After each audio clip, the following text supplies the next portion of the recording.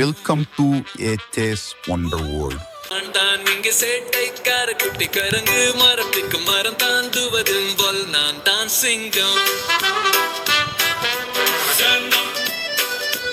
வாழைப்பழம் என் உணவு, கொய்யா பழம் என் பலம், உங்களோட சேர்ந்து ஆட நான் ரெடி.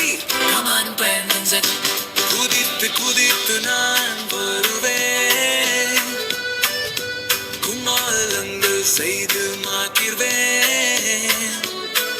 ஆட்டம் பாட்டம் கொண்டாட்டம் தான், அடைமேலும் சேர்ந்து ஆனந்தம் தான்.